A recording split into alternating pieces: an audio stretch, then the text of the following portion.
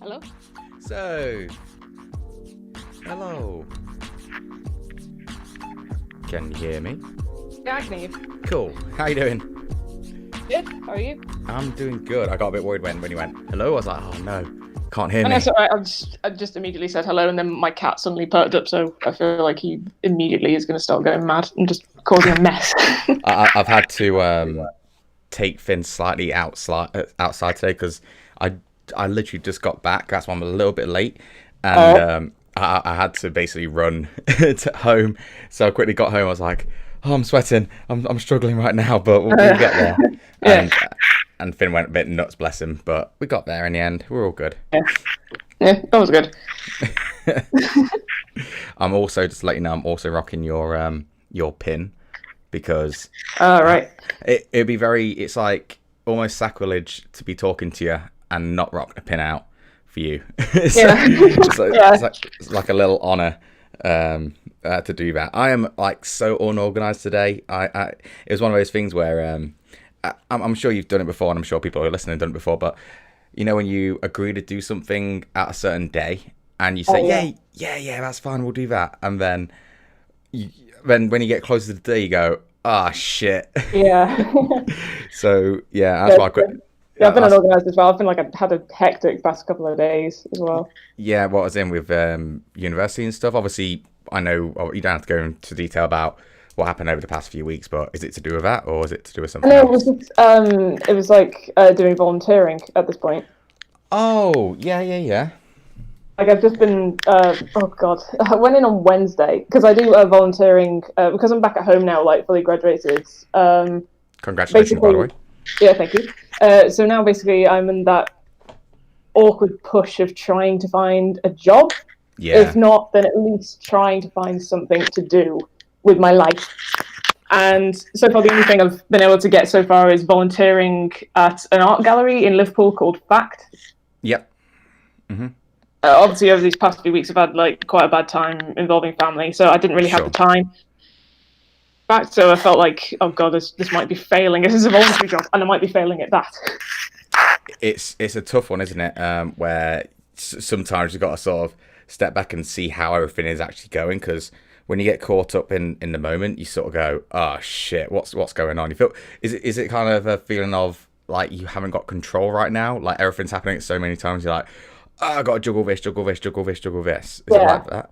yeah. Yeah. It's a combination of that. It's not that that everything's out of control. It's the fact that as soon as I get something under control, one tiny little thing that is something that was completely out of my control interrupts everything and just makes me Mm, panic yeah, the but rest of the day. Because like on Wednesday was like the ultimate example was that at Fact they offered like a meet and greet yeah, thing.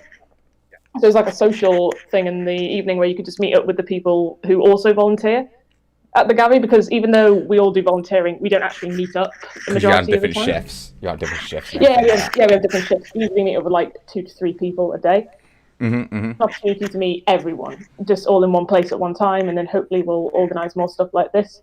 So I thought, oh, okay, I'll go down there because it's on Wednesday evening. So because I'm now in Liverpool, but like further along the coast, so I have to get into the Liverpool city itself to do Sure. that. So I had to get on the train, and as soon as I stood on the train, there was an announcement that just said, for the people going in the opposite direction to where I was heading, there was a little bit of halts. There's like we've had to put the trains on hold for a little bit. There seems to be something broken down in the train, so we'll try to get that fixed right away. So it's just like, Damn. oh, that's a bit of an issue. Mm. Train and Uh, just watched as I, every platform I went by, like every single train just stopped with like everyone just standing there really angrily and looking around, just like, oh god, get this fixed really quick. I totally understand what you're talking about there. By the way, it sounds like on your end there's like scratching going on. I don't know if it's like, I don't know. It seems like have you got a mic or something and you're scratching it, or I don't know what's. No, I've only got my laptop, honestly. I'm It's not all sure right. what it is. It's okay. It just sounds a bit like scratchy. You can't. You're totally fine. It's just that there's like a little bit of a Oh, right. over the noise, but it should be fine. I'm sure. I'm sure it's fine. And if it's not, then we'll deal with it either way. But Okay. But it's like, all. yeah, but like when I was on the train, I headed into town. I was Mhm. thinking, well, I'm going to be there for 2 hours, so it should be fixed by then. So I went to the social and it was all good, but for the whole time I was like panicking, even though it was sort of through, I was just like, oh, I hope the trains are fixed. I hope the trains are fixed on time. So I never really got the chance to like fully memorize who I was talking to, who I was meeting up with, and it was just like an anxiety roller coaster. Yeah, I And can then and imagine. so after that, and then that started at 6 and ended at 8. So I thought, okay, at 8 I'll head off because obviously I'm a bit stressed, so I can't really do this. So I may as well head home. Mm. So after that, I left back, went to the station. They said, "Oh yeah, the trains are all cancelled because the train that broke down at the station caught fire." So, I mean, no trains home, I'm afraid. damn, I was dude. just like, "Oh." What So I time had did you to get find home? my own way home. Oh, around about 9:30. Because the most of the time I was just running around trying to find buses or cabs that were going past, and I just gave up in the end. Just like grabbed a black cab and said, "Right, you're taking me home, whether you like it or not." I'm just He's like, furious. oh, okay, all right. It's like, you come here. Yeah.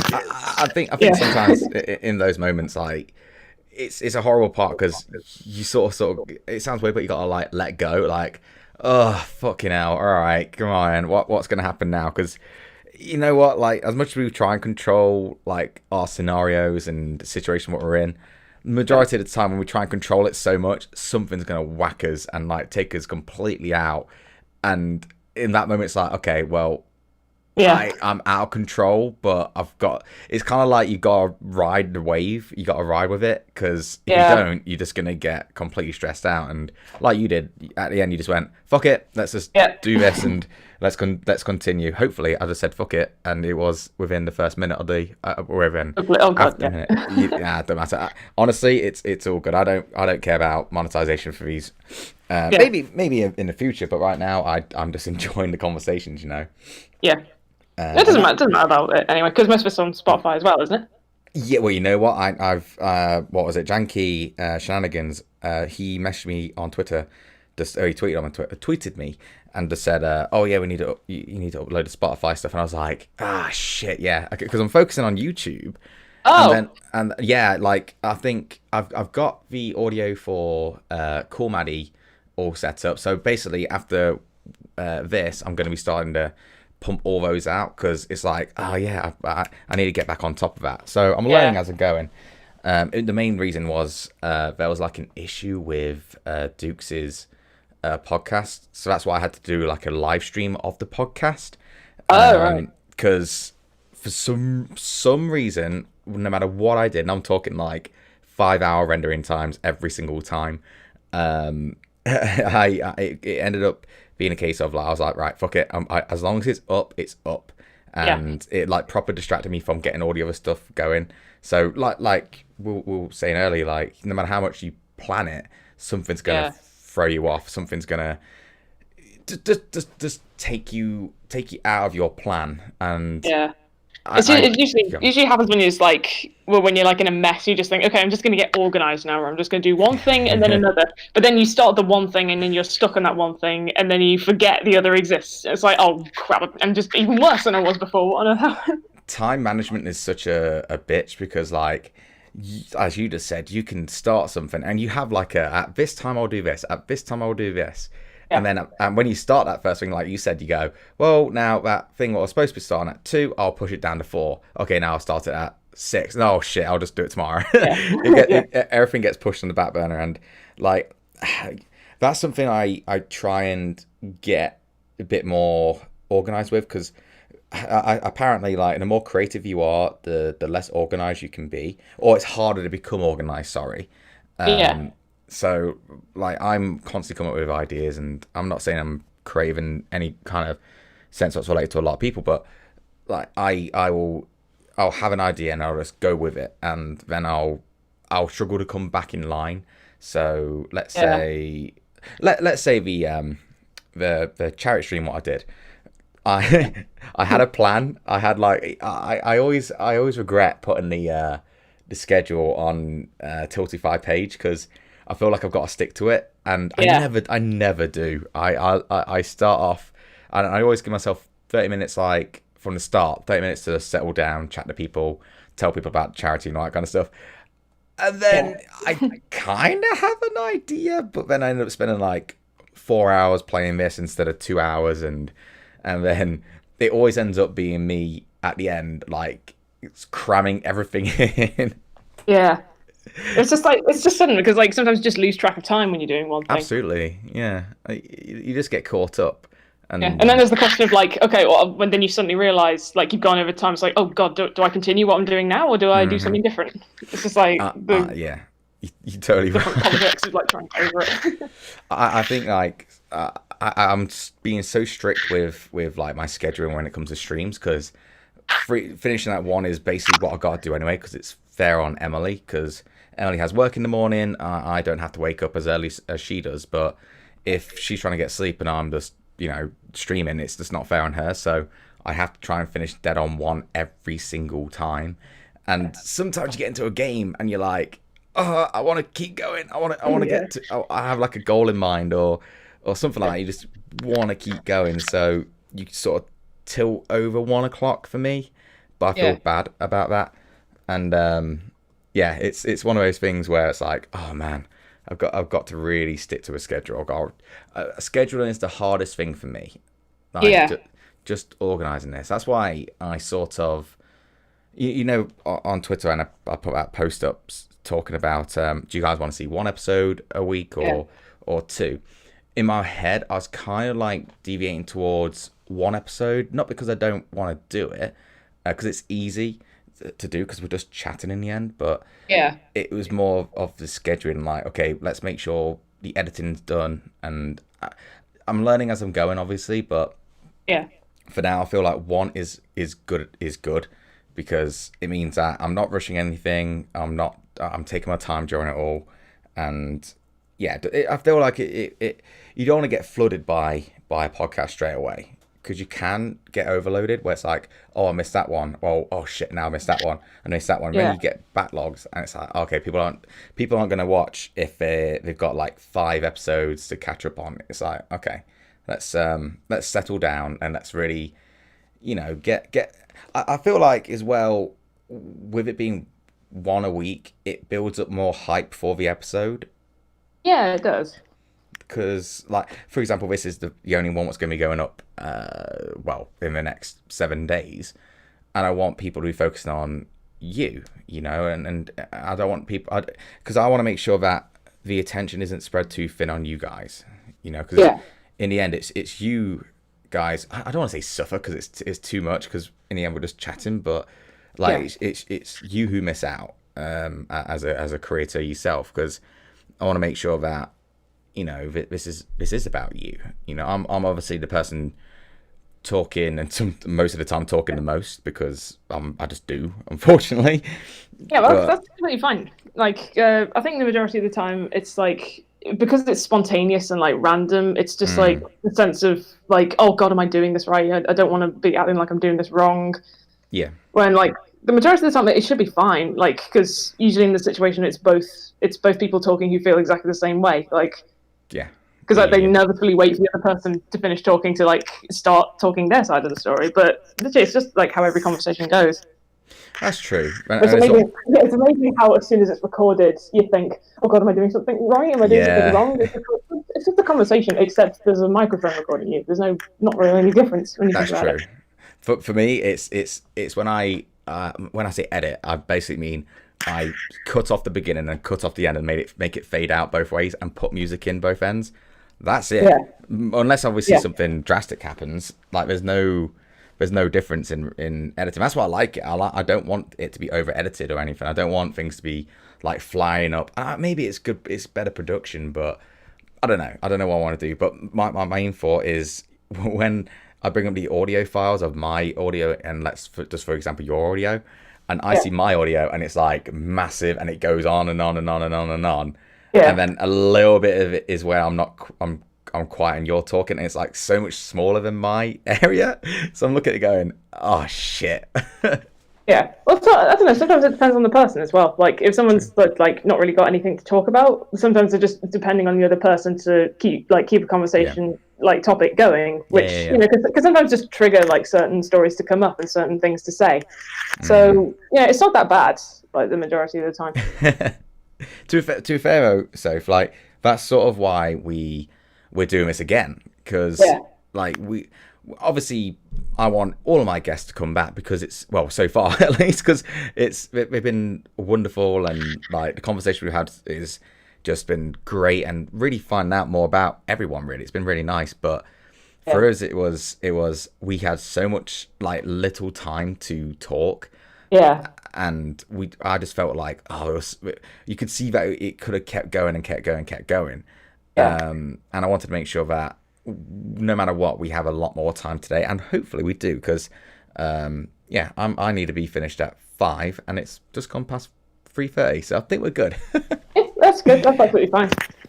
But yeah, so how is Liverpool? I've only been there once in my entire life, and I really liked it there. Right. Do you want the honest opinion of it or the tourist opinion of it? Both. I want to hear the honest.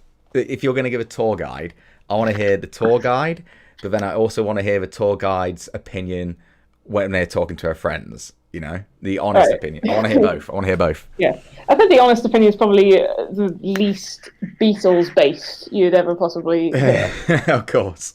Because the rest of the tourist is literally us talking about how Beatles and like that kind of stuff made the majority of Liverpool, and also it was like the capital culture in 2008 as well, which is basically what funded it to be a bit better, a bit cleaner, and a bit more like city-like.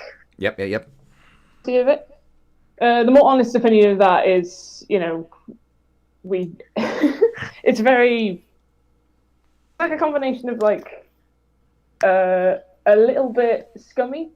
But it's like that everywhere, honestly. It's just really hard to see that kind of like it's obviously that kind of like environment in like a very well built up, very well urbanized area.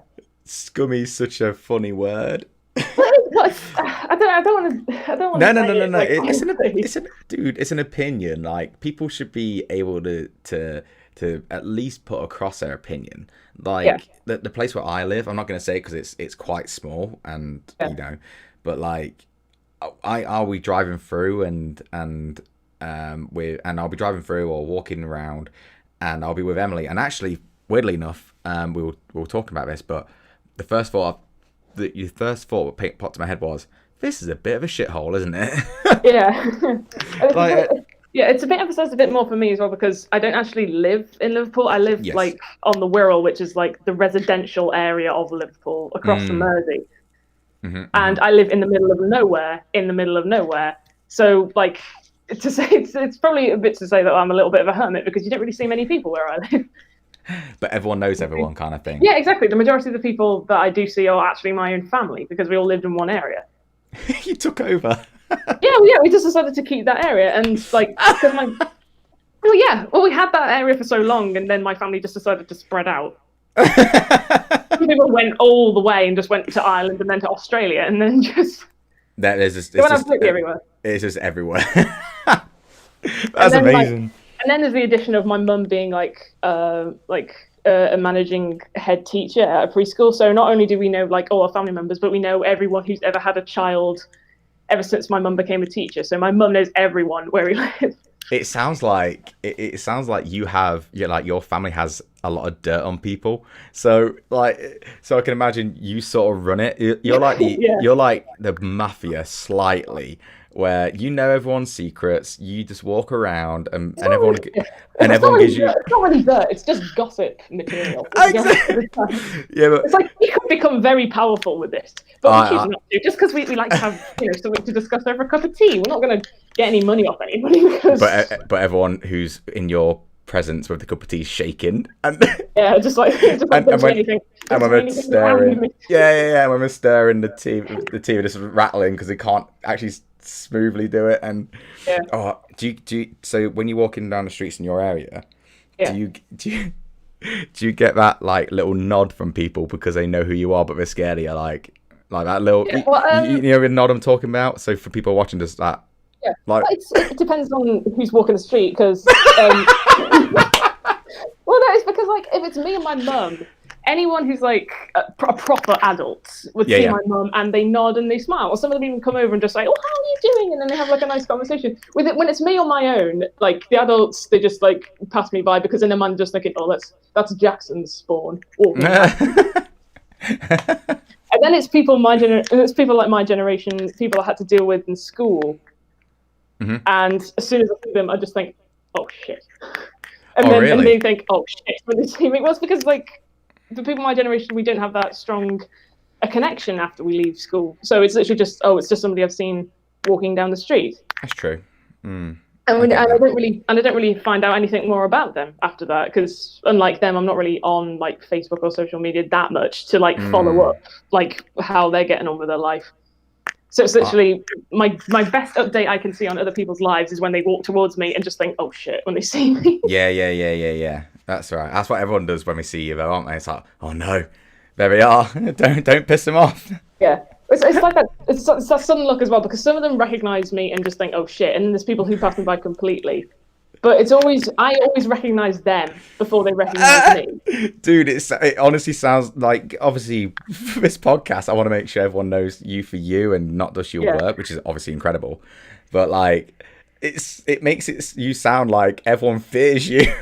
It's not. Well, I don't know. It's not like they fear me. It's just like they're kind of surprised that I still exist. Honestly. Oh, okay, yeah. Well, I think it's just because the majority of them, like, I was very different. Yeah, of course. 5 years ago. Whereas everybody else, they look like exactly the same but taller or with a beard. Obviously, for men. Some women sometimes. I say some men. You're talking to me, mate. I've not grown a beard, so it's fine. Yeah, it's just like I just see the majority of them walk past and just think, "Oh, that's so and so." I haven't seen them since like preschool, and then just walk past and I just think, "Oh, they probably don't recognize me because I'm a completely different person to who they remember, like just like physically as well." Yeah, I get you. Like, because I was always like someone who was quite timid and never really like went anywhere with like on my own because I was just very scared of everybody. Sure. If you're going past somebody, I'd always like walk a little bit to the side to let them completely pass, so I'd keep my distance. But now, as like my confidence grew and I got over my anxiety, I'm a little bit more confident walking down the street. You're an extremely confident talker, by the way, like in a great way. Yeah, but I'm just rambling, honestly. Like that's charming, dude. A completely different person as to what they know, and they don't know anything more about me because I'm not on their social medias that they know. So the most they'll ever see of me is just the physical, ghostly presence of me walking past them. Yeah, I get that. I totally get it. I mean, I have these moments where I'll see someone who I know and I'll like to spot them and maybe acknowledge them and just wave to them.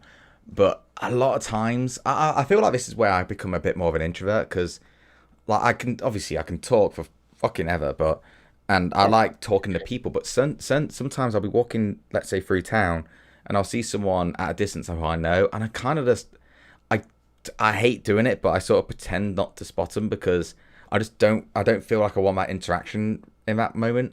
And I don't know if that's a good thing or a bad thing, but like I just feel like I don't want that interaction. It's not that I don't like them. I could really like that person, but it's like in this moment right now, I just want to be on my own and just do what I need to do. I feel bad sometimes. When it's my really close friends, I always make sure I acknowledge them. Like if it's my close friends, but if it's people who, like you said, like you see them from school and stuff, or you see them around a few times, then like maybe nod or wave. But sometimes I just can't be asked. I really did. I just haven't got the energy for it, and I don't know.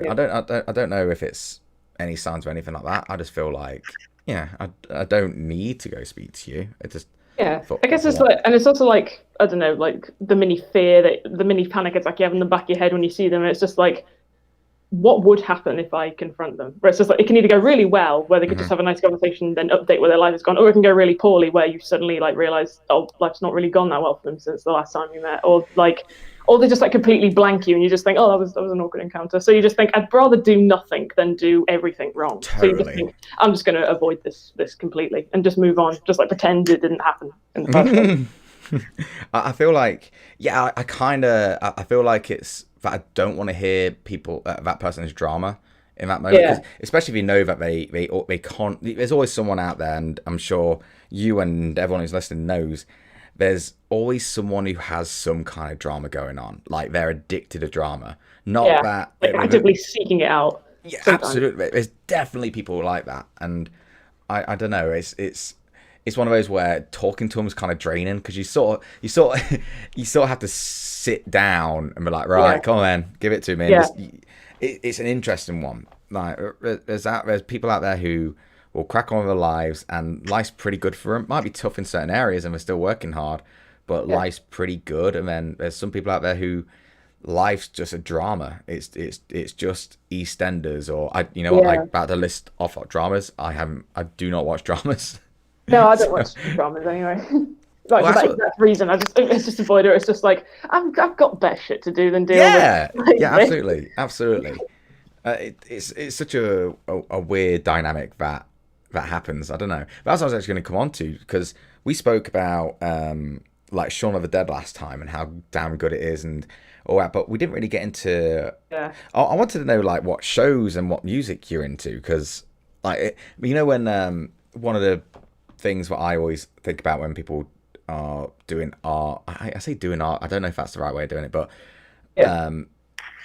like what kind of music you're into when you're doing it because you're like a traditional artist and obviously you're tiptoeing into digital a tiny bit. Yeah. My first idea of like the music you listen to, I always think classical.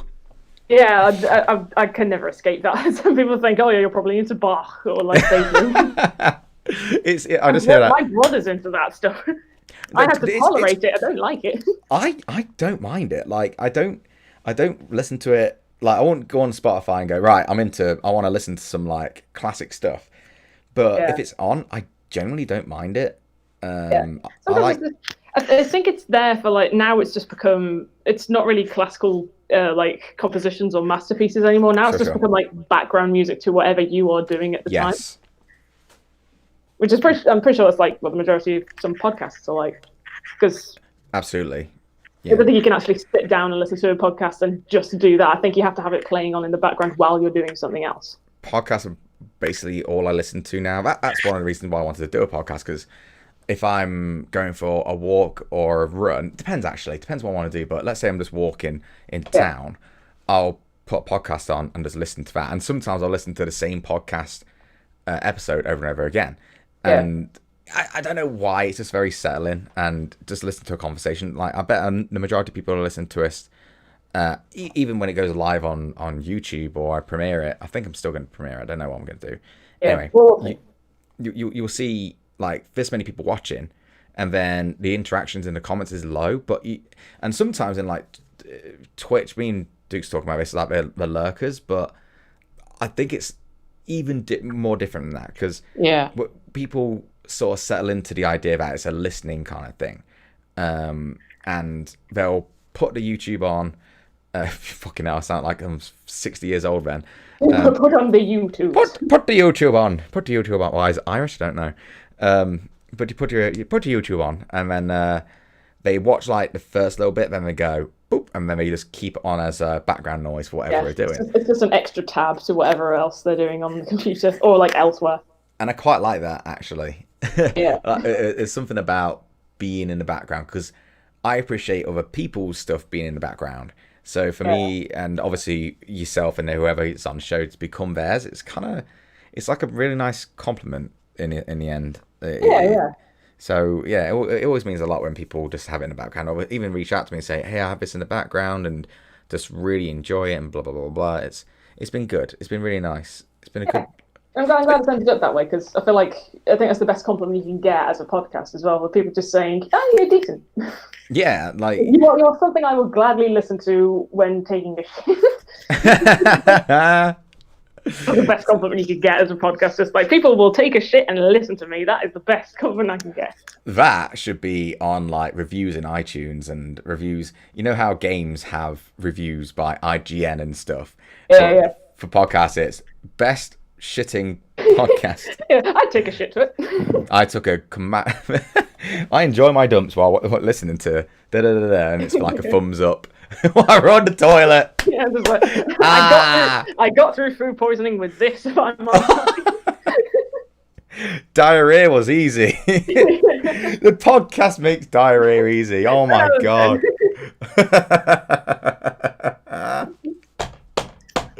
I want the slogans. I want slogans for that or something.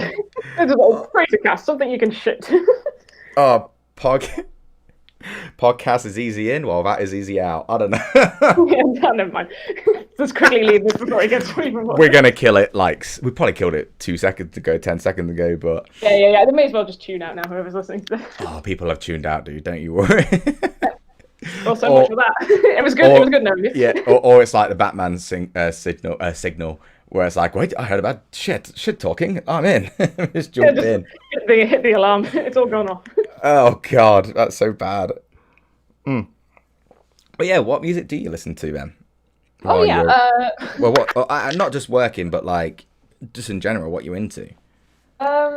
It's Jesus Christ. It's quite odd because I'm not into specific bands. There are one or two that I do listen to, and like when they come out with a new album, I think, oh, I'll buy that and just like get on with it.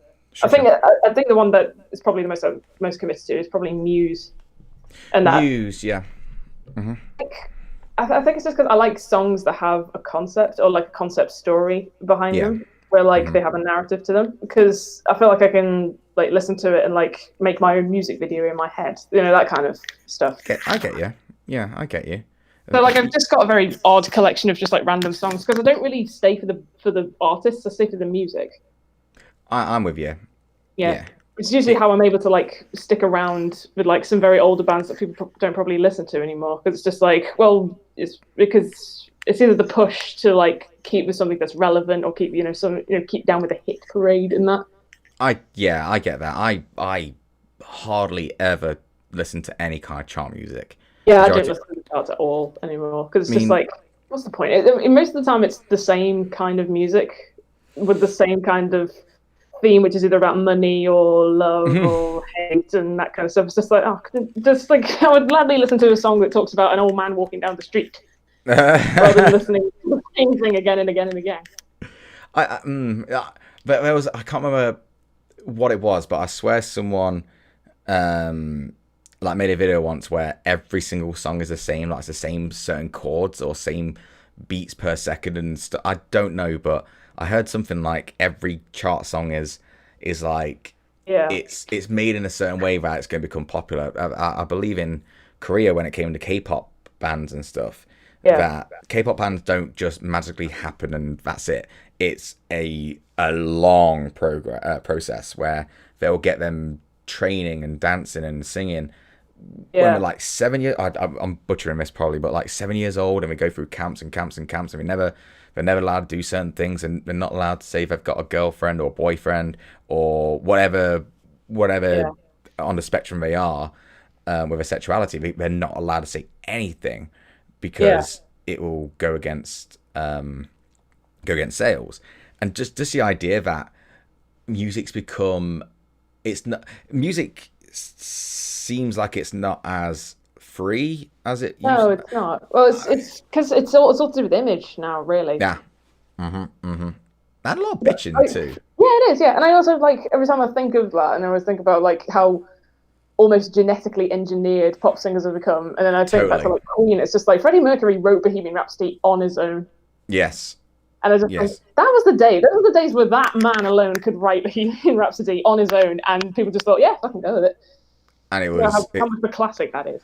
And you got to think as well, like that song it's evergreen. It will go on for generations. Yeah.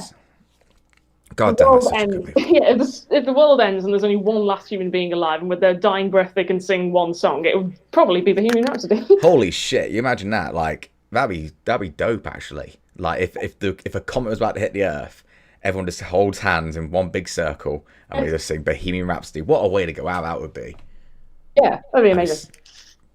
I'm gonna call that. I'm gonna organise it whenever it happens. Whenever the apocalypse happens, I'm still gonna be alive somehow. But like you get those presidential alerts, like disasters, just like Bohemian Rhapsody alert. Now is the time. It's Queen, quick Queen. It's, oh no, we run.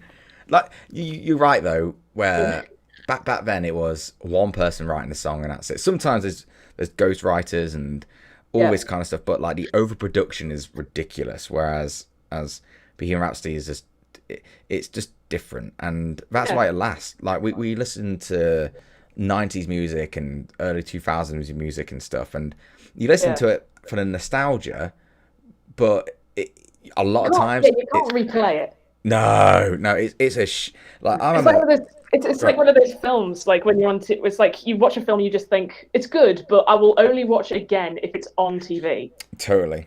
Sit down and watch it. With songs, it's just like I'll only listen to this if it's on the radio once in every 5,000 tracks that's being played on this one radio station. You wouldn't seek it out, kind of thing. Yeah, no, you wouldn't hit the thing where it's just like I really fancy listening to this when it comes to like that kind of music. I think my dad realized that, because that's the reason I'm into like quite older music, because my dad listened to like, I don't know, Hammer Time, and immediately thought, okay, no, I'm not letting my children grow up with this. If this is what music's going to become, there's got to be something better. I feel like there's songs like Hammer Time where you can listen to it once, and then you have to have like a few months break, and then you can listen to it again and still enjoy it. Yeah, like you can't put it on loop. No. This is the thing with I've just, as I'm sure you know, I've just started listening to Tool, and I felt so bad because I never got into them when I started getting into metal and rock, because my God, they're good. Like, you know how you're saying there's a like a story behind it and stuff like that.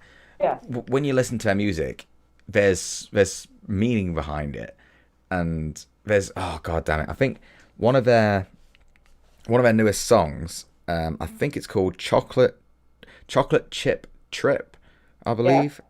And Chocolate Chip Trip. Oh man. And when you listen to it, there's no lyrics, it's just instrumentals, but it's, you know where the premise is coming from, where it's that how I interpret it, at least. That's what I like about it. You can interpret it, but how I've interpreted it is you've eaten some kind of psychedelic drug. So my best guess is going to be it's either DMT, psilocybin mushrooms, or even just like edible marijuana. Yeah, it's just like, well, if it's baked into like a cookie, then it would explain. Yeah, that's what I was thinking. And then it's like it builds up into a psychedelic trip, and I've not personally done anything like that. I really want to, but a lot of my close friends have. To announce on a podcast. Oh, it's all right. Nah, like the only things I'd ever want to do are the ones what would make me dive deeper into who I am, not block out who I am. A lot of times people go onto drugs and stuff like that because they're trying to escape who they are, whereas there's certain ones. Sometimes they're just trying to escape the world. The majority. Precisely, yeah. And for certain medicines, if you would, they're more introverted, so they actually it's like you're self-analyzing all your shit. So there's a I don't think I've actually spoke about this before on anything, but there's a thing called ayahuasca, and ayahuasca is basically I think it was from Peru when it was first originated. It originated from Peru, I believe. I could be completely wrong. Anyway, they say that one weekend when you're taking ayahuasca is the same as I think it's like 2 years of therapy and stuff like that, because you know if you've ever been to therapy or you've gone through certain things, like I've gone through a few things myself, and I've had to study it anyway, so I've had to do self-analyzing as well. But when someone's talking to you going, oh, what's this, and there's certain blocks what you have mentally where you don't want to answer it, so you say, oh, I don't know. And you might actually not know the answer at that point, but it's because your ego doesn't want you to go there to start with. Well, what ayahuasca does is it brings up all your shit, what you've been like dealing with and sort of repressing. It brings it all up, and you can't actually resist it.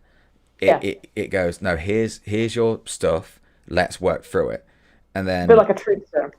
Oh, basically, yeah. And so many people have benefited from it. Some people, and again, everyone's different, but some people have benefited from it, but then they start becoming not addicted to the drug itself, but they become a self-help addictor.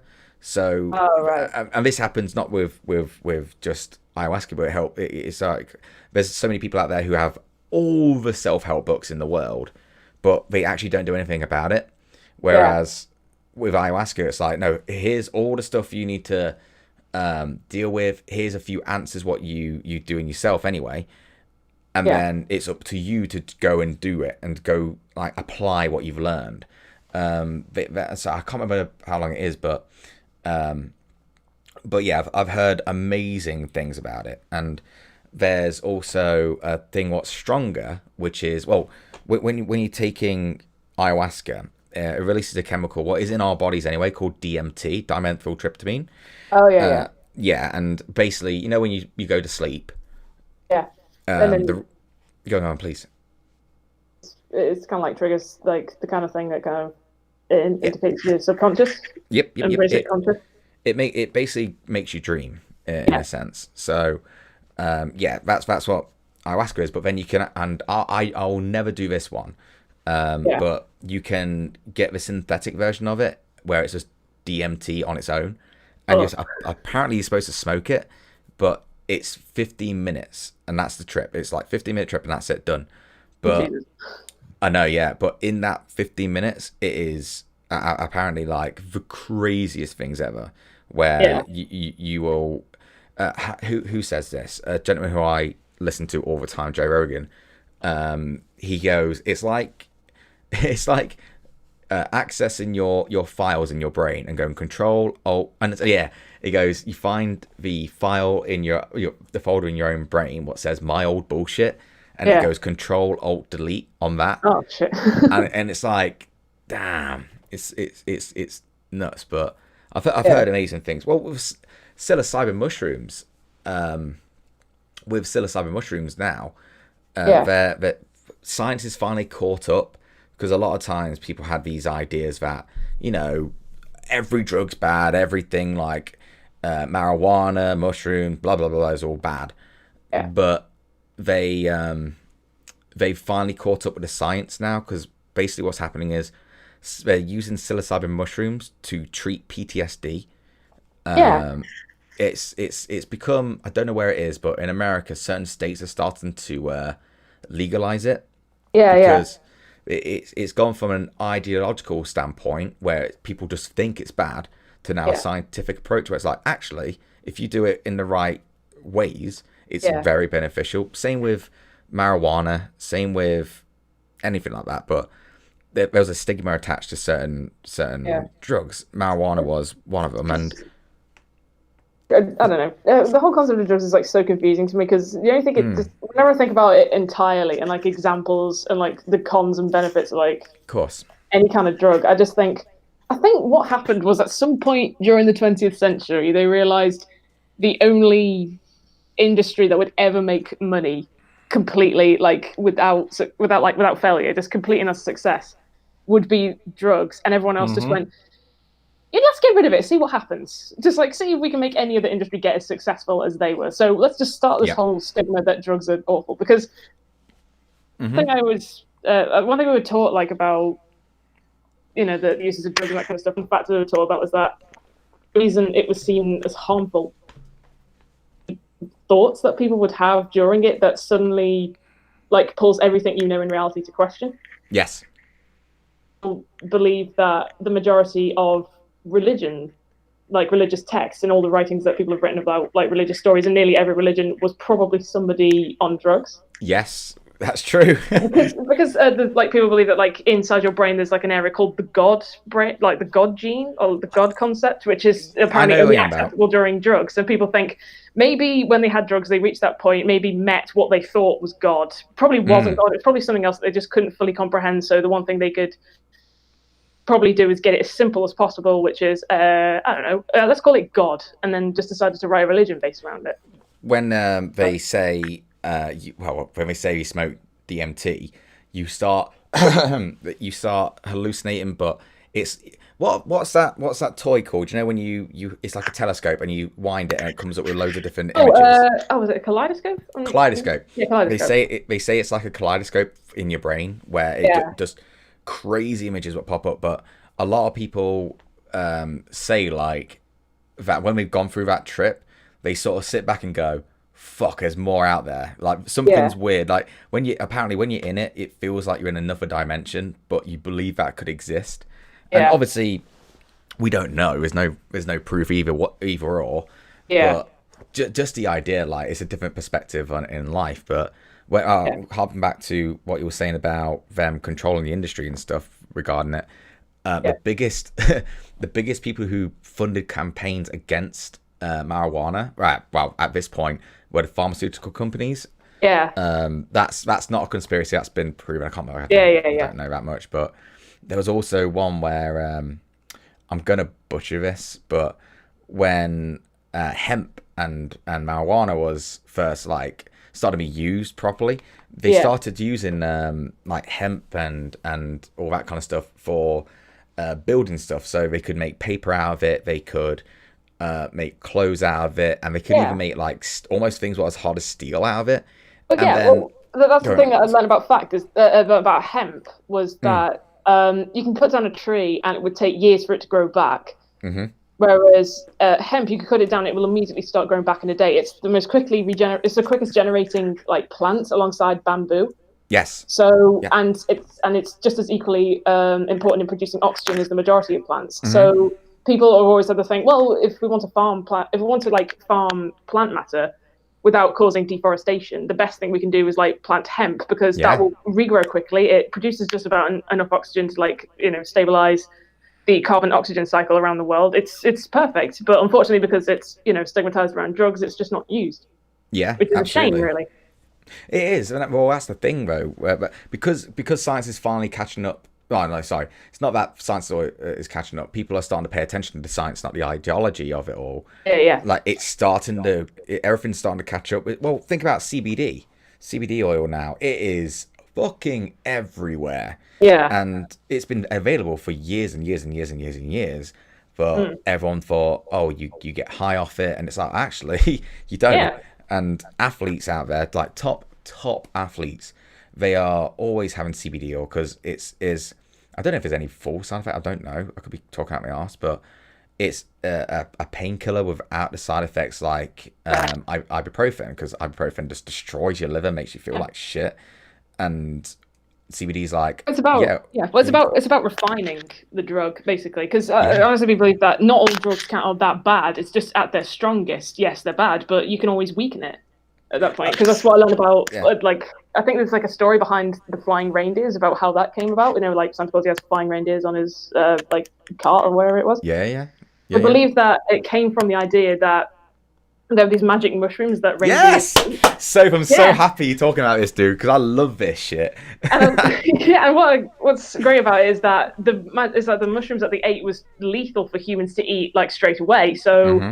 one of the things they'd used to do is they drink the pee from the reindeer to get a Yeah. secondary high from it.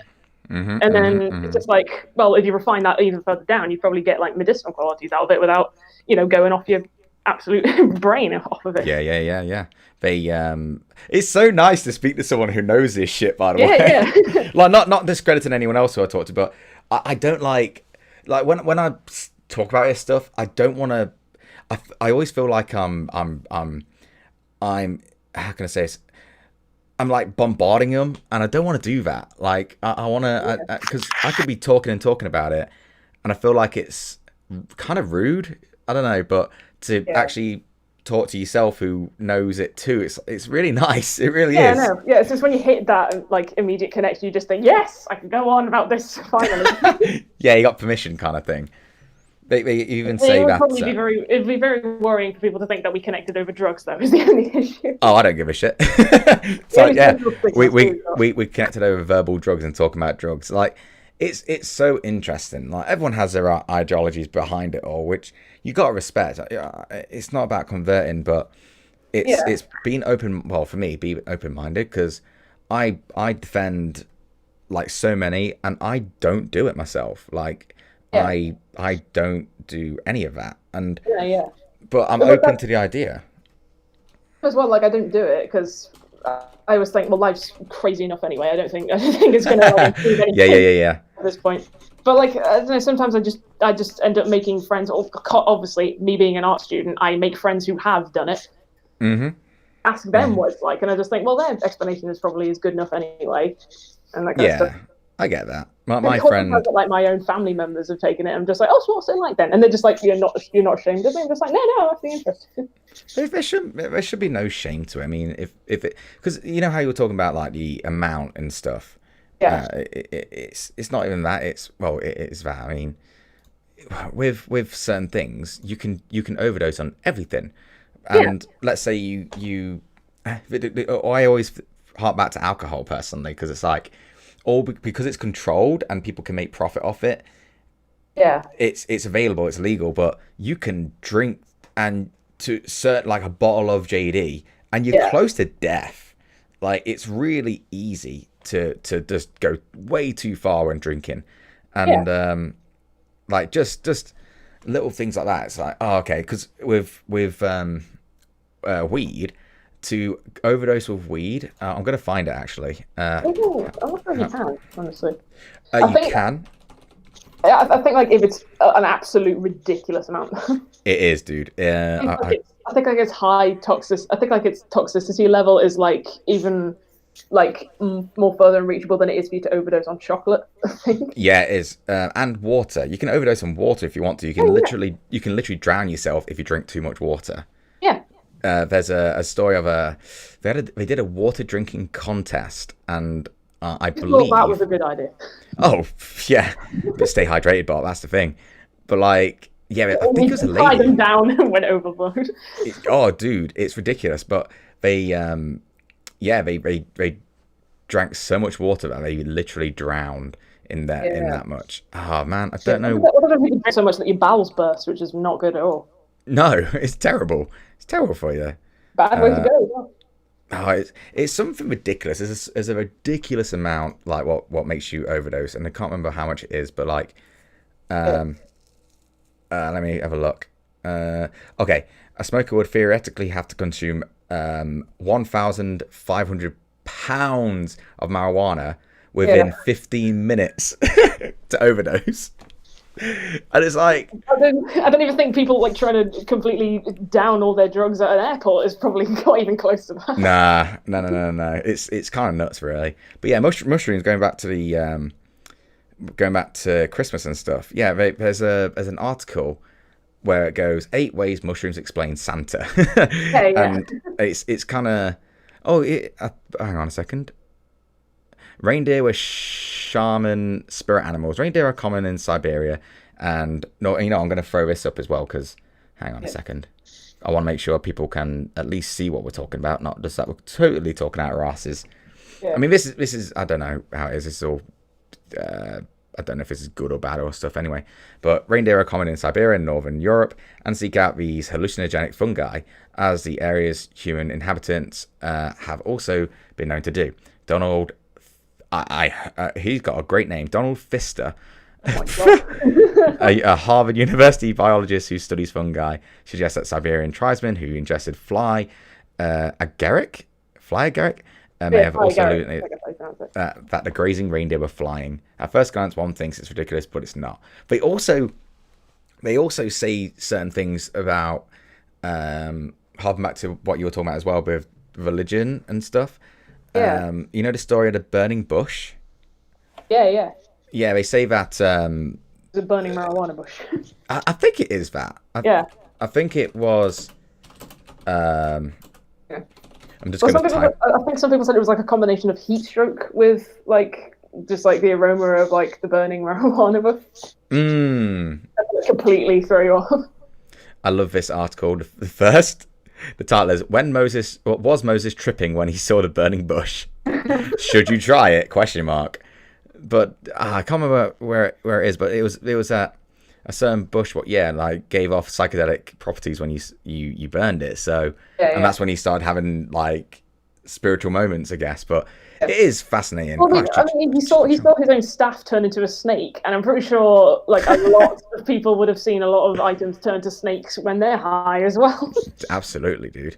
Like, and that's one more just to like sort of fully go back to what we were talking about at the beginning with music and stuff. The majority of music, the vast majority of music that we know and love, they were on something. And they say if you're against, but I think they said, I can't remember who it says, but like I think it was a comedian where he goes, if you're against drugs but you love music, you need to go into your library of CDs and vinyls and bin them all, because the majority of the people who have created incredible music were on something. Jimi Hendrix was weed, LSD, and heroin. I think he overdosed on heroin, but like just everything, really. Everything. So like obviously there's so much stigma attached to it, but it's you've got to sort of at least acknowledge the uses of it all. And I feel like, and I feel like just being open and not closed-minded is so important. Yeah. Same thing with religion too. I mean, no one knows anything, so if someone wants to talk about their religion to you, or believes in certain gods, or has certain ideologies, like, good on them, because if that's their way of having comfort, if that's their way of understanding the world a little bit more, I feel like let them do them, as long as they're not forcing it on you, as long as they're not like, I do not mind that. I feel like it's not a sales pitch, honestly. That's true. Well, that's why when we're talking about the mushrooms and stuff, like that's why I don't like talking about too often to people, because I feel like I'm selling the idea, and I don't want to do that. I just want to talk about it. And yeah, exactly. But I like talking about it as well, because sometimes just talking about it gets rid of that stigma and that fear behind it. Because if you're open about, what's considered dark subjects, the less dark they become. Totally understand that. That's why I like comedy and comedians so much. Yeah, because at least they're honest. Like when they talk about that stuff. They're honest, and if they all articulate certain subjects what can be sensitive, but because they've worded it and studied it themselves for so long, they're able to articulate it in a way that it brings down the importance of it all. And I think that's so important when you get the context of what someone's trying to talk about. I think that's why I really like it, honestly, because I think one of the things that like a lot of my friends and my family are scared of is that I'm quite interested in things that aren't really real. It's like if people know me, then obviously I'm quite into like monsters and that stuff and mythical creatures. I'm obviously into that kind of idea of like angels and demons and that kind of stuff. I'm into like a little bit of religion, a little bit of mythical things. But the reason I'm into it, it's not that I believe it, because it shocks people when I say that I have quite a lot of stories based on ghosts, and I myself, I don't really believe in ghosts. Sure. But I'm just interested in it. I'm just interested as to why people think some of these monsters thought they were real. Because a lot of them, like with a lot of monsters, it's a case of somebody saw a monster somewhere and then described it to other people, and people thought there's no way this could exist, and so it just became an urban legend. Yeah. And it went down in like mythology. And I just think, what was that? What did that person see? Because sometimes, like, for example, when I looked at like things like the jackalope and that kind of stuff, like the jackalope is like a horned rabbit, like. Oh, I know. I know what about. It's wings. I'm gonna actually bring these up. So you like describe it and all that, and I'm gonna. Yeah, it's a rabbit with horns. In fact, if you search Google images of like jackalope, it'll probably come up with it. But if you search further down, you'll probably see actual photographs of rabbits with growths in their head, because it's not horns; it's a type of fungus. Oh, really? Oh, yeah, I like things like that, because it's just like, that's how it happened, and I'm pretty sure this was somebody who just mistook it. Whoa. And that kind of stuff. That's why I always like urban legends, because it's just like, like, what is the Mothman? Was it just a huge owl or something? It was just like the way the light shined on it. So I'm just like, I want to know what it actually was to convince people it was something completely different. Dude, I'm fascinated by this shit. I didn't realize this was a thing. Yeah. people who are listening to the podcast, basically, I've just Googled it, and there's countless pictures and stuff like that. I mean, some of them could be edited and stuff like that, obviously. But, like, it's interesting. Yeah. Now, imagine if you watched Monty Python and Holy Grail. Yeah. And then you saw the White Rabbit with those fuckers. That's another level. That is. Oh my god. I warned you. I warned you. Oh God. Oh, what's a little rabbit? So someone's put they've made it so the rabbit and jackalope, the taxidermist has put a fucking golden unicorn horn on it instead. Oh my god. Oh my God, that's incredible. I love like situations where it's somebody who's basically found two dead animals, stuck them together, and said, "Look what I found." And yeah. Oh my God, I've heard stories about that. Like, yeah, people like you just said, they just try and bullshit, don't they? And it's interesting. What other mythical creatures do you know? I'm super curious about this now, dude. I did like a huge, because quite recently I did like a huge Google image of like common monsters, which is like the most strangest thing to search. Sure. Because it's just like, obviously monsters are odd, they're different, they're unusual. But I was just like, is there a common theme between them? Uh-huh. And then I realized like there could be a connection to like the idea of wingless dragons around like the Ring of Fire, like the Pacific Ocean. Yeah. Because they have like snake-like dragons and that kind of stuff, like multiple arms. Whereas in Mexico, in the ancient Aztecs, they had feathered serpents. And I just thought, wouldn't it be cool if there was like a dragon species that just stuck around the Ring of Fire? That'd be so cool. Seen in Holy Japan shit. and Mexico. And I just thought maybe there's a Yeah. And I just thought, it's just like a really odd thing because then you stop and think, wait, they're fucking fake. What am I talking about? It's nuts though, isn't it? Because you do get into it. You really do. We left off at jackalopes, and I asked you what other creatures do you like? Choose from. I'm not entirely sure. I quite like water creatures. Okay, yeah. Water-based creatures, mainly because there's a lot of them for the British Isles, just because we're basically an island, so any monster that ever comes from anywhere is going to be in a river or in the sea or something like that. That makes sense, yeah, that's true. Like I remember reading about things called like the Blue Men of Minch or whatever it is, Mitch or something. I'm not entirely sure. Blue Men of Minch. Yeah, I think so. But they're just basically like blue-skinned mermen. Blue Men of Minch. Oh, Scottish myths. Oh, they look cool. This looks like straight out of like the only reason I can say this, but right now is because I'm so into Junji Ito's manga right now. Oh yeah. So like, oh, they look cool. I hate that Google does this. Google has it, and I said this to I can't remember who I said this to, but Google does this thing right now where when you click on the browser, it brings the image on the right, so like your face is covering it. So I had to quickly pull it. Yeah. They look so cool. I hate it when it does that. Yeah, it's a pain in the ass. Blue Men of Minch. So it's just blue mermen. Basically, and they act a bit like sirens in that they usually just like taunt people who are at boats and sometimes drown you. But the reason they're quite interesting is that they don't drown you, they catch you, and then they shout 2 lines of poetry at you. And you have to respond with a rhyming 2 lines. If you fail, then they drown you. If you don't fail, then they let you free. That's awesome. I was just like, that's really cool way of like doing it. That is really cool. That's almost like, again, hopping back to Monty Python, but you know, it's like, what is your favorite color? Answer me these questions 3. That's cool. Is there any others? What popped to mind?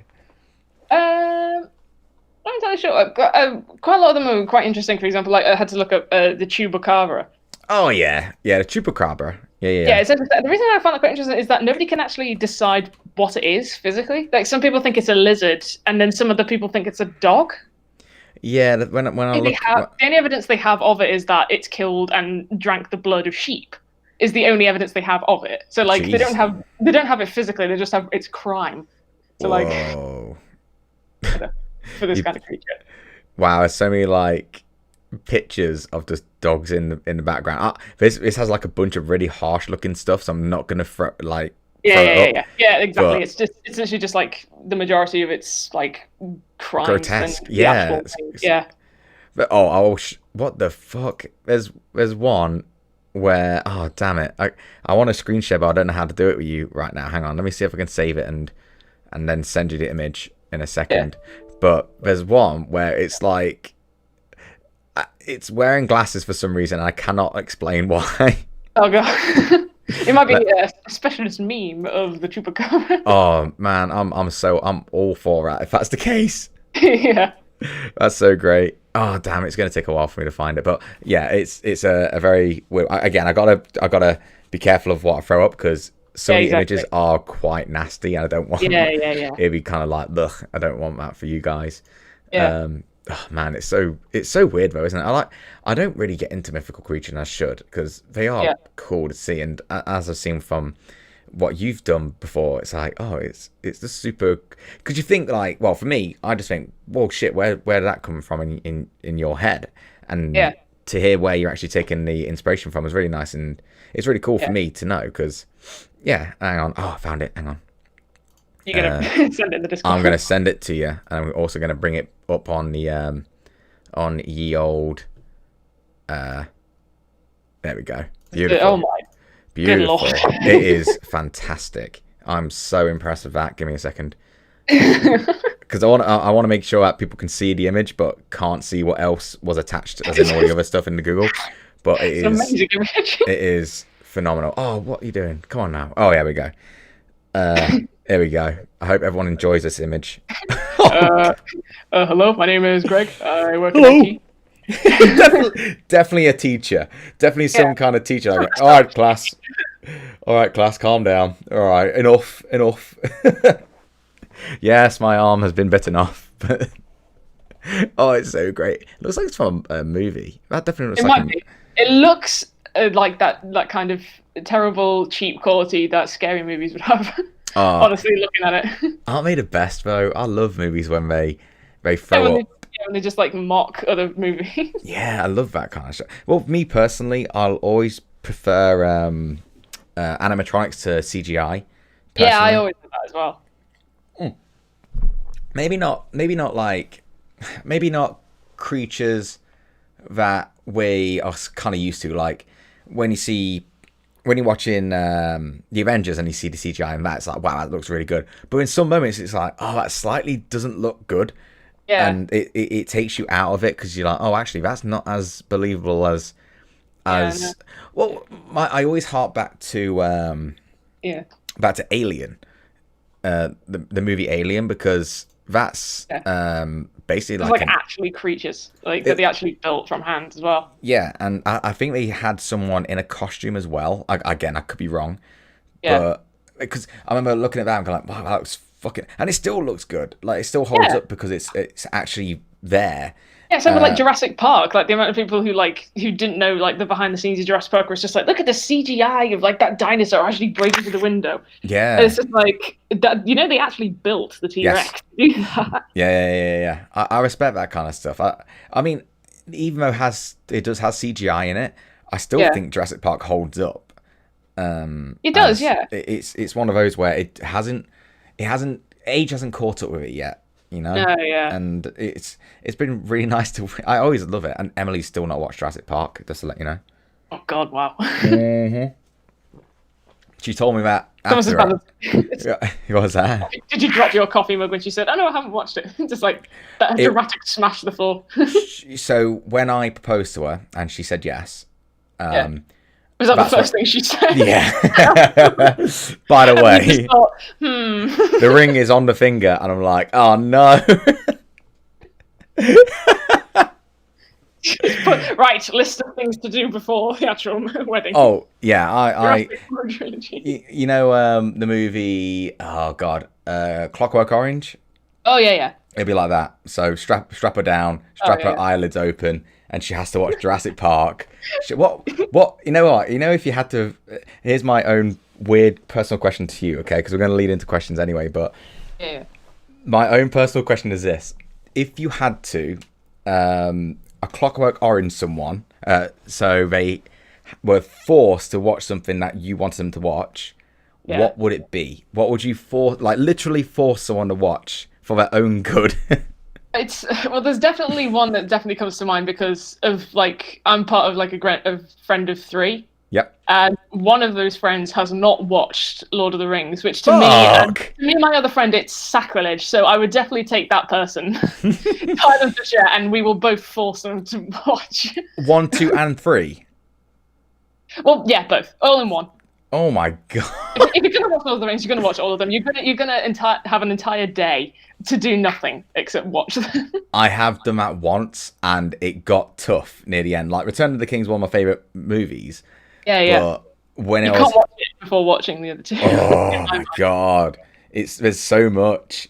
Like, It's even worse for me as well because like I still have a VHS player and I've still got the Fellowship of the Ring and the Two Towers on VHS. I think I do somewhere in So my parents' house. added strain of realizing I've not rewound the video, so I've got to spend the extra 30 minutes pressing rewind to get back to the beginning. I remember the first time I used a DVD player, and I thought it was magic. Yeah.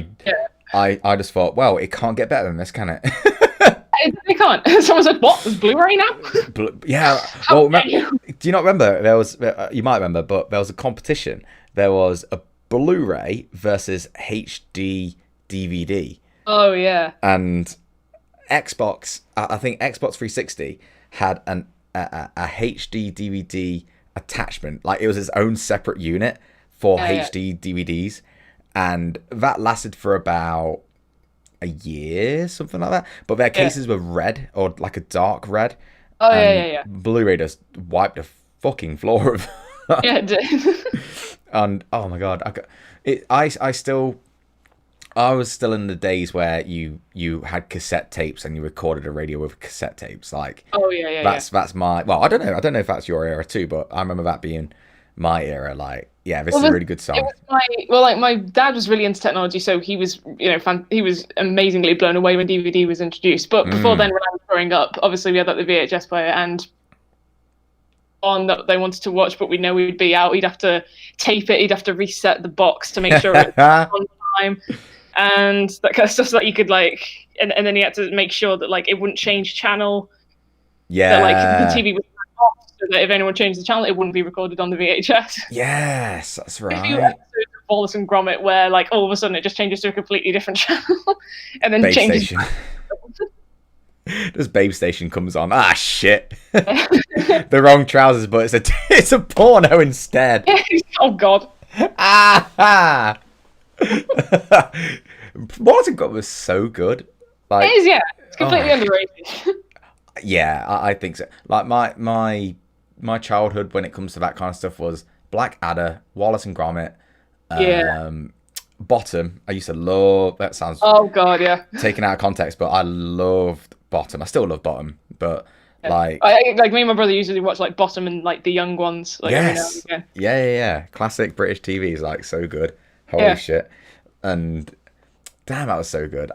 There's nothing else I can say apart from it was good. Like, it's hard to explain because it's so random. It's just all out there. Yeah, it's like, well, I think like, because obviously me and my brother were never there for the age, so like as soon as my dad found the box set of the young ones, he said, "You're going to watch this because this was the first sitcom I watched where my granddad hated it and I loved it." And I was just like, "Oh no, this is amazing." That was the point of the young ones, wasn't it? It was rebellious. It was completely different to do with things where they'd have people smashing through the walls with a giant wrecking ball, and they'd have fights happening and people getting punched, and I don't know if they did drugs, but they have. And it had bands in the middle of it, and and that confirmed that like it wasn't classed as a proper TV show for the fact that they had to have music in the middle of it, like an actual band performing like Top of the Pop style. Is that why? Yeah, because the BBC didn't accept it as entertainment because it just saw it as like a really strange. Oh. So they just thought, well, the only way we're going to be able to get this is if we hire some bands on and put music in the middle. Then at least we can class it as an entertainment show. That is. I know, yeah, it's a cool way of getting around it. Whoa, that's nuts. I didn't know. Well, I swear I heard that, but I can't remember. Oh, they had fucking Motorhead on it. Yeah, no, they had Motorhead and Madness and that, and then they had other bands that kind of like disappeared from like the entire strain. I was just like, that's the 80s, where it's like you could have a couple of bands on for a week and only one of them would like become an amazing world-known superstar and that kind of thing. Well, I remember watching Motorhead only once, and it was at Download Festival, and it was really good. Like loads of mosh pits and all that. But I remember, I can't remember his name. Is it Lemmy? I can't remember his name. But he's passed away now, unfortunately. But when he was talking, you know how he started doing like, "Oh, thanks for coming, everyone," and they started just talking about random stuff, right? You know, the in between bits. Well, no one could understand what he was saying because he was just grumbling everything. It was like, and it's like, I just remember looking at the crowd around me, and I was like, Do you guys get what he's saying? No, no. Anyone? Yeah, All right. everyone just had that face, just like anyone. Yeah, Anybody? and then all I hear is, "Oh, dude, wait, but," and then we start playing, and everyone's like, "Yeah," but Yeah. it just in between bits, no one knew what the fuck he was saying. I don't speak Motorhead. Like, I don't speak this language. This is it. I don't understand. That's so funny. But what other movies? So obviously, Lord of the Rings. Lord of the Rings is better than Harry Potter, by the way. If anyone disagrees with me, then I don't know what to say. I could say, I was going to say go fuck yourself, but it's kind of rude. Yeah. No, but I would agree. Like, I'm more for like Lord of the Rings more than like Harry Potter and that kind of stuff. Absolutely. Yeah. But yeah, what else then? What else would you be on your forced watching list? What's watching list? Ooh, that's a difficult one. By the way, it would probably be like all the like classic 80s trilogies, because I also had a friend who didn't watch any of the Star Wars prequels. Yeah, Emily's not watched them either. Actually, like a barbecue like that had like the last few months of uni. We all had like oh no, everyone's leaving, goodbye to everyone barbecue. And while I was at that one barbecue with, of course, my 3 friends and their other friends, it was suddenly revealed that another friend of mine had never watched like the prequels of Star Wars. Yeah. My friend said, right, forget the after party that we're all going to. Forget going to the club. We are going to your house, and because we know you've got the box set, and we are going to watch. Isn't it so good when you just sit down? That's good though, because you can do it when it's like you and your bunch of mates, because it's just really, you just really engage with it. You talk to each other about it too, and to start enjoying it. But like, if I could not do it on my own, that's what I definitely couldn't do it on my own, because it's hard, dude. Like, it's difficult, and I think me and Emily, I think when we first started dating each other and going out, we'd be obviously boyfriend and girlfriend and stuff. We watched the Harry Potter series, and we didn't do it in one day, but it was good. It was good. But then we watched Lord of the Rings, and we were like, damn, this is... For me, I was way more engaged with Lord of the Rings and Harry Potter. Harry Potter, I like the last ones more than anything, because they're way more... There's darker, and I like dark stuff, personally. Yeah, same here.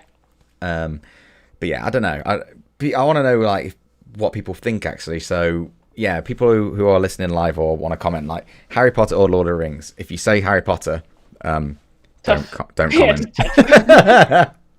we won't be. I think I had more appreciation for Lord of the Rings because, some of it was CGI, but also a lot of that was quite filmed on location. I can really tell the difference between like that and like The Hobbit, because when you look at The Hobbit, I just think, oh yeah, that's just a set on a green screen, that kind of stuff. Whereas like The Lord of the Rings, they went to New Zealand and shot like the actual locations. I hark back to The Hobbit where they're on the ice area. Yeah. And I remember just looking at that going, well, that looks fake as shit. Yeah, exactly. Yeah. I totally get you. Even though Smaug, wasn't it? Smaug. Yeah, Smaug. I loved Smaug. I really like Smaug in the second one, and then obviously in the third one, I'm getting really pumped up. I remember going to the cinema to watch the third one, and I don't even know the freaking title of that third one, but I remember sitting there going, all right, let's. I've got all these theories about what's going to happen with Smaug and how it's going to go, and I sat down, and in about 5 minutes, okay, spoiler alert. You watched it too, I've seen it, but when they just kill Smaug in like 5 minutes, I just remember sitting going, I wanted to go, right, I'm done, I'm walking away. And I'm enough of that. I was not interested in anything else after that. I was like, okay, I do not give a thundering fuck about the rest of the movie. Yeah, because Smaug was so cool, and like you had Benedict Cumberbatch doing his voice, and I love Benedict Cumberbatch. Yeah. And Martin Freeman as like the Hobbit. Yeah, and it's like, oh my god, it's so good. and then all of a sudden, and it's like, right. That's what do we do for 3 hours? Absolutely nothing. Exactly, nothing. And then the guy who was a bit of a prick anyway, he becomes more of a prick, and it's like, oh wow, I just don't like this. Yeah, I don't like this at all. You just sit through the majority of the film, just like, okay, when's it going to tie into Lord of the Rings? I'm just getting bored now. yeah, it's definitely the second Hobbit is great, but I don't know. Other than that, the first one's pretty good. Second one's fantastic. Third But one's yeah, the Hobbit's just like a trilogy where it's just like it's goodish, but it's the kind of film that I'd only watch if it's on TV. Harping back to what we were talking about earlier, Yeah, exactly. we wouldn't seek it out.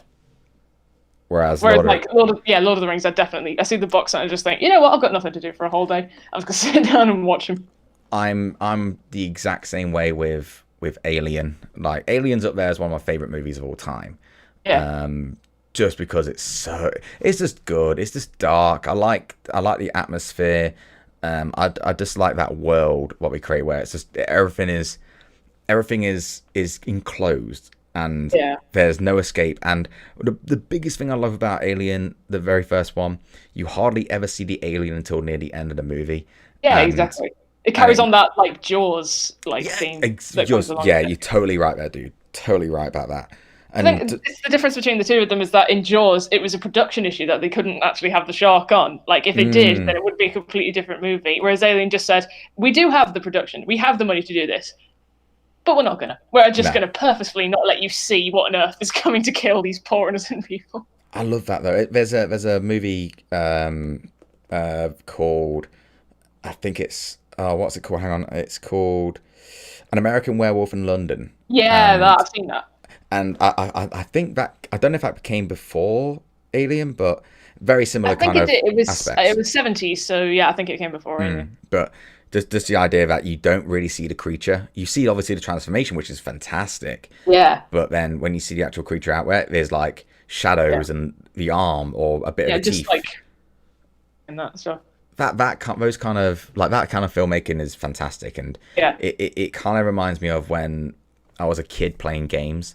And the graphics are shit, but your imagination fills in the blanks. That's why I guess that's why CGI doesn't really work for me anymore, because it's just like, okay, now you're putting into intense detail as to what this creature looks like, and it's just like, and like I also think like the people who work behind the modeling of it, because it's just like it's their job to make it scary. I'm just like, how many days are they working on the model before they go, yeah, I'm bored of this now. This thing doesn't scare me anymore, because I've been working on its left eye for 2 days, and now it's just not even scary anymore. You know what? I didn't even think about that as what you just said. I've never even thought about it like that. Because no matter how scary you want it, if you're working on its bloody ass cheeks for a bit, you're gonna get a bit like disconnected from the fear. Yeah, exactly. And it's like, and I always feel like, you know, the people who are working on like a scary film should at least have the same amount of fear in it as they want. So it's just like, But it's like when I look at it's probably a completely different film, but like in terms of genre, but like E.T. And I look behind how that was made, and the thing was, nobody except the model designers and Steven Spielberg himself knew what E.T. looked like. Wow. Okay. And the actual shot of like the kids finding and seeing E.T. for themselves, that's the first take. That's the first time they see it. So their reactions are genuine when they see it. Oh, that's so cool. They shot the entire film in chronological order. Fuck, that never happens. Well, they just put it in all chronological order, and it got to the point where like there's the scene where obviously, spoiler alert if you haven't seen it, E.T. dies. What? But he dies, and so like they tell like the youngest children, it's just like, okay, he's not actually dead, he's just acting, because they actually thought he was an actual like creature. Oh yeah. He's not dead, he's just acting. He's just like, yeah, I know, he's fine. And then they shot the cameras, and just immediately she actually started bursting into tears because she actually thought he was dead. And it's just like, now that's how you do a fantastic movie, when you make it that real. By traumatizing kids. Yeah, by traumatizing. If there's trauma, it's a good one. Traumatize the actors, and then absolutely everything will go well. I feel like when it comes to acting, there has to be some kind of trauma for the actors for it to be like really believable. When it comes to method acting, you see it all the time.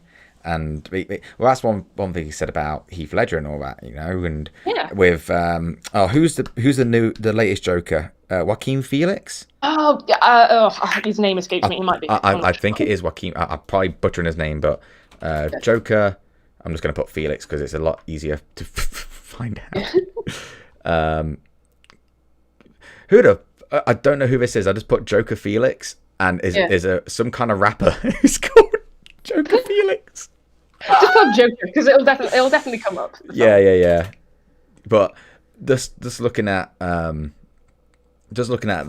latest Joker, and what I've heard about is it's incredible. Like everyone's saying it's one of the best movies I've ever seen, and we heard that like he had to starve himself so much that it almost turned him insane. It is Joaquin Phoenix, but it's spelled Joaquin. Yeah. Big brain. But like just that kind of method acting is and that trauma and that people getting involved so much like that. Yeah. It has to happen to create that kind of masterpiece. Otherwise, it just doesn't. Otherwise, it just looks fake. It's flat, and I could never do it myself. Yeah, that's why I don't understand how like CGI works for that kind of actor. Because it's just like you're just staring at like a stick, a few white crosses, and a green screen. It's just like, how do you convey that there's anyone actually there? Totally. And then sometimes it gets CGI to the point where it's just like now the actual actor who's in the scene does not look in place. They just like look completely out of place. Just take them away completely. Just animate a film, for God's sake. Yeah, it's live action.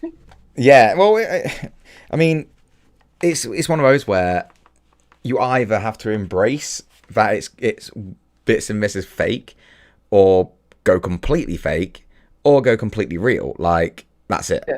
And it kind of goes back to like Space Jam or Who Framed Roger Rabbit. Like you have to embrace that it's obvious that they're different, and they acknowledge that they're different people, they're different creatures, they're not from around here. And once you do that, now you can get immersed into the story. But if they made it like the fucking Lion King with Bugs Bunny and stuff like that, well, not going to be as believable. Like, and the issue would be that they wouldn't acknowledge them as different. They'd say, "Oh, you're the same as me," when clearly they're not. So I don't really like cartoons being made real, because it's just like, okay, what's the point? There's nothing special. Totally behind you there, dude. Yeah. Totally. I don't think I'm ever going to watch Lion King because of that. Yeah, I've not watched it, and I refuse to watch it. All right, dude. We got to do some quick fire questions. We got 1, 2, 3, 4, 5. Wait, 1, 2, 3, 4, 5. And there's actually one on Tumblr, but I need to find that one because I'm slow. But let's go for these. I swear, Dat Aspie, or is that Dat Ass Pie, is asking questions because they want me to call them Dat Ass Pie every single time. I feel like they're trying to get part of it now. Yeah. Okay, so Tara Hatvol says, favorite animated movie. I'll need to find the first podcast. It sounds fun. So yeah, favorite animated movie. Oh, good lord. I have like my favorite animated movie depending on the company. Okay, yeah. For Disney, my favorite animated movie is Atlantis: Lost City. Need to watch that. It's one I haven't watched. I really do highly suggest that one. Even though a lot of people say it's from like the dark ages of Disney, so it was like, you know, a lot of crap films going straight to DVD after that. Yes. Whereas I personally really like it. Road to El Dorado from DreamWorks. I haven't watched that one either. Definitely watch that. Yep. Like the meme where it's like the guy playing the banjo really furiously comes from. Yes. Yeah, of course. Yeah, I highly suggest that one. Okay. And then quite a lot of Studio Ghibli ones. Which one's your favourite? In terms of visuals, I'd say Spirited Away. In terms of narrative, I'd say Princess Mononoke. They're and for me Totoro, but yeah, they're my top three. Yeah. Like, yeah, just great. Well, that's why I got the tattoo, I guess. Something happened yesterday. I was teaching a kids class in well, I'm just going to say Leicester, but I was just talking, and one of the kids was on their iPad, but they had a Totoro background, and I went, I remember just the mum, I went, oh, that's Totoro, and the parent went, yeah, how do you know? And I pointed my arm. I was like, I like him. And then the kid, like, she's two. She was just like, oh, and I prop her into it. It was so cute. And I just thought I had the same taste as a 2-year-old, and I'm so happy about it. I think that's the best taste you can have, honestly. Absolutely. All right. So Kylie, or Kylie F03, tips for good shading, lighting, and traditional art. Also textures. How do you make everything look so nice and textured? In terms of like same texture, I think that's probably behind the fact that everything's traditionally drawn, so the texture is literally just the texture of the paper I've drawn on. It makes sense, yeah. using like pro markers on paper, and they spread a little bit, so it looks a little bit splashed and spread out like that, so everything's a little bit wavy. In terms of in terms of lighting and shading, I can't really give a lot of advice for it, because for me it was just observation. I just looked at something similar to what I was going to draw and just thought I'll just use that as a reference. So referencing is the helpful thing. Yeah, and the perspective as well. Okay. Definitely learn lighting and perspective. Nice. I never will, but I appreciate that you saying that, because you could say anything and I'll be like, yep, I believe that. You could be talking absolute bollocks. I could have had a U on my degree. Dude, I'd be sitting there just drinking it all in, like, yes, you know exactly what you're talking about. The artist, yes. So Dad Aspie says, if there was one thing on your bucket list you could do right now, if money was no factor, what would it be?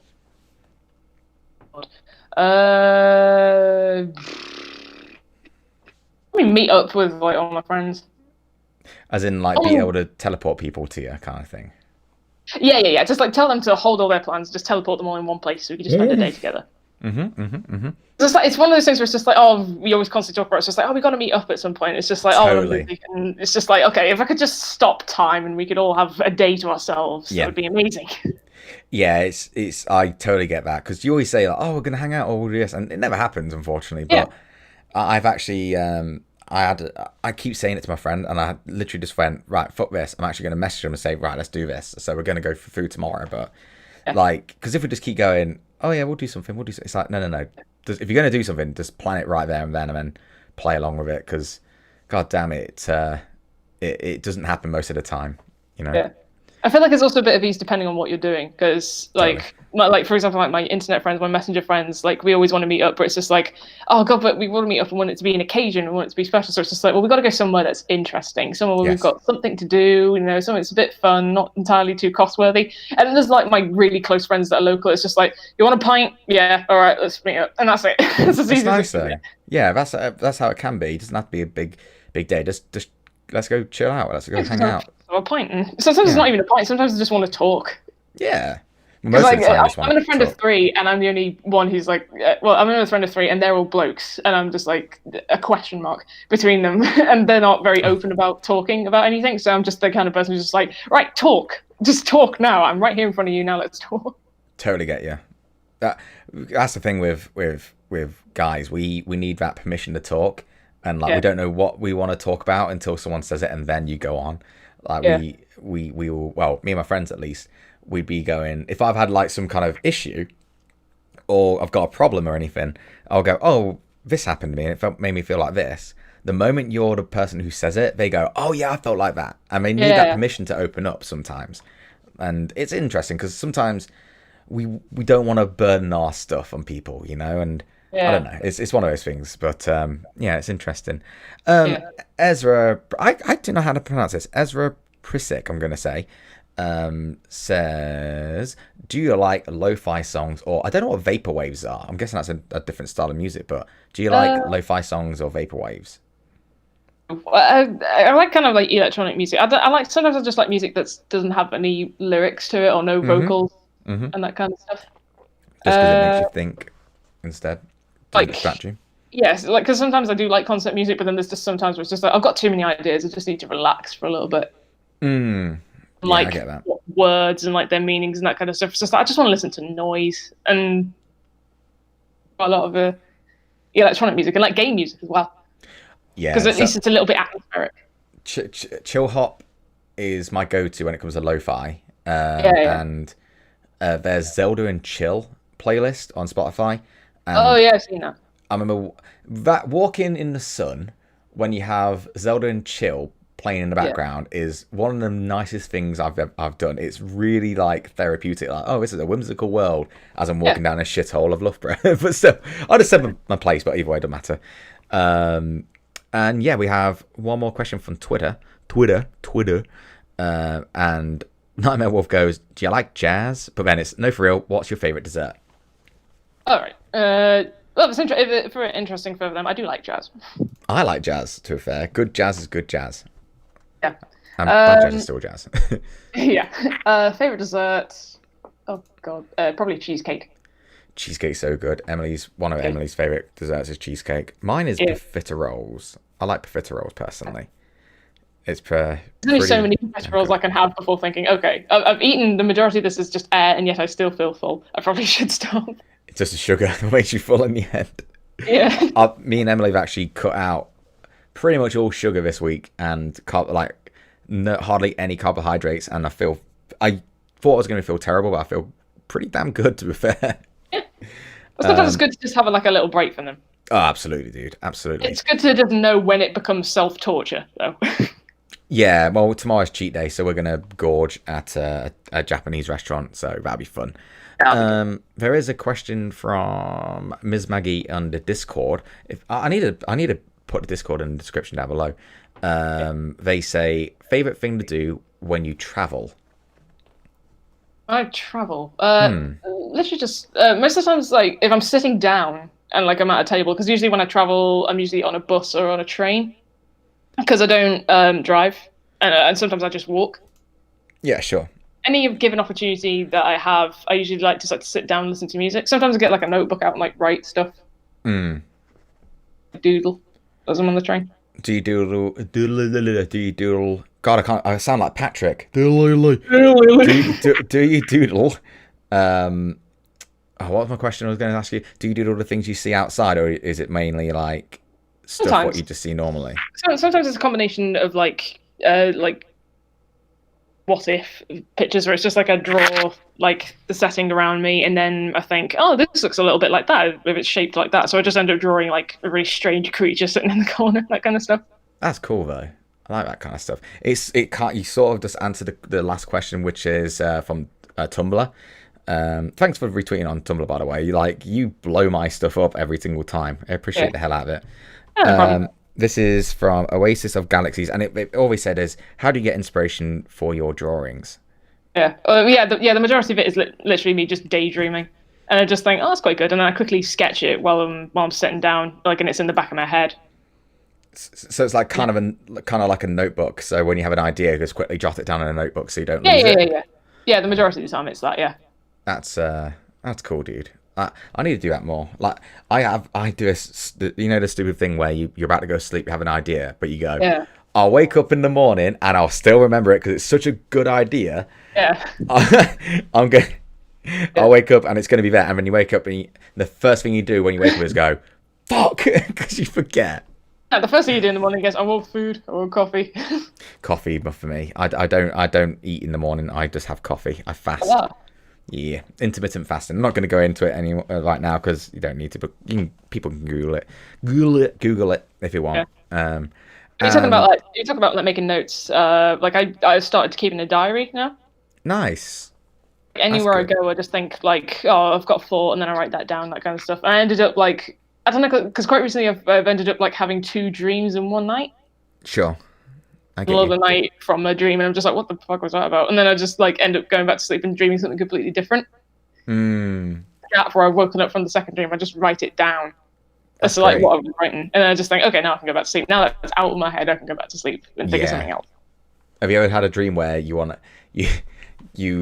are about to solve a problem or something? You wake up and then you go, fuck, I didn't finish it. I need to get back in. Yeah, I've had that. It was a dream I had quite recently, which is something that I just thought, oh my fuck, because when I woke up, because it was a thing like where like everything was going wrong. Can't even remember what was going on, but it was like something was happening, and it was my job to try and fix everything. And then everything started getting broken, and it got to the point where like people were starting to shout at me. We're just like, well, what are you gonna do now? And I literally just said, you know what, fuck this, I'm leaving. And they just went, you can't leave. And then I woke up and I was just like, oh fuck. So because I was in a dream where it's just like, I've got to solve this, and then I realized I can literally just walk out of my own dream. Wow. Oh right. You can literally just say, oh, and then leave. So I've never done it before. You had a lucid dream kind of thing. Well, it wasn't lucid because I wasn't anywhere physical and anywhere that I like completely remember. But it was actually just a situation of me just going, I'm gonna leave now, and I just woke up and I was just like, I like metaphorically just left. Like woke up, I was just like, I should do that more often. Oh, that's because I usually have like nightmares. If I stay asleep, I just end up having nightmares. So I just think, all right, if something looks bad, I'm just gonna think, fuck this shit, I'm out, and then just wake up. That is lucid dream where you take control of your dreams, dude. That's pretty hype actually. Yeah. You can train to lucid dream. I've just never done it myself. Yeah. But yeah, I don't think I've ever forced myself to wake up from most things, because maybe it's the gamer in me or something, because if there's like a zombie apocalypse in my dream, I'm like, right, let's solve it. And sometimes I'll get bit and turn into a zombie, and then when I get bit in a zombie, I'm like, right, let's go bite people and just fucking go bite. It's a weird dreams are so fascinating, but you could analyze them to death and then think there's so many things, when really it's just your brain's just it's just a massive like afterthought you've had from like the day, and then you just think, oh, I could just solve everything in my mind now. Everything's like not real.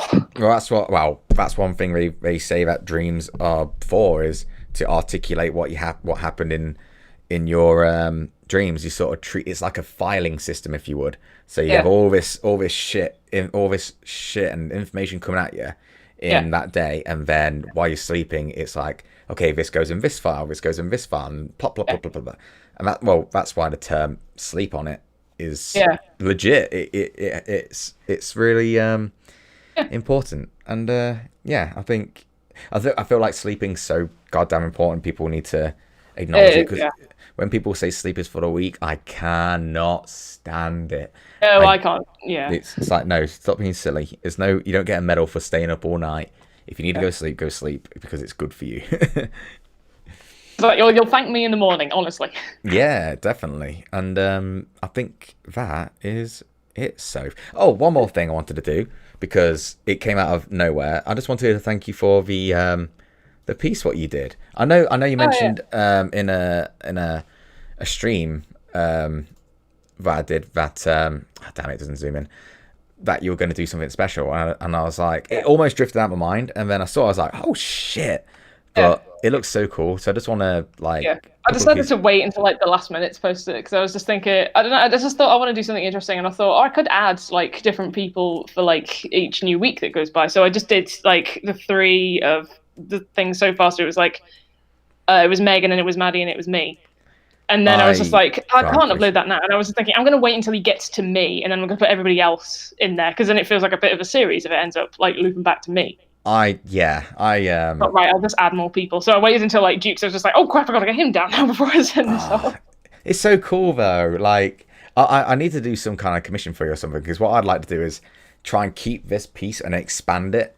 Yeah. You know what I mean? Like that's what I want to try and do. So I'll talk to you like later on or something, and we'll work on something, because I'm poor right now, but I want to make sure you get something for it, because if I can use this piece for some kind of thing, I want to make sure it's fair for you. I don't want you to be, it's not fair if I just go, do this for me, and then I sit back and be like, yeah. No problem, that's fine. You get exposure, obviously. I can pay you an exposure. No. But yeah, I honestly just wanted to make sure I said thank you, because it's really cool, dude, and I appreciate the support you've given me for so long. It really means a lot. Yeah. And it's no problem. It's really good what you're doing, because I think it's a really good way to like help people who you're talking to like vent out a little bit as well as just like have a little bit of fun and a little bit of banter and that kind of thing. Yeah, no, I get that. I'm just glad that it's not saying like it's blown up, but it's like it's become something that people are interested in, and I'm really happy with how it goes, and I'm glad that you're back for the first episode in September. Really, it's good. But yeah, like I said, thank you so much, dude, and I'll ask you all about the stuff afterwards. It doesn't really matter, but the main thing is where people can find you. So where can people find you?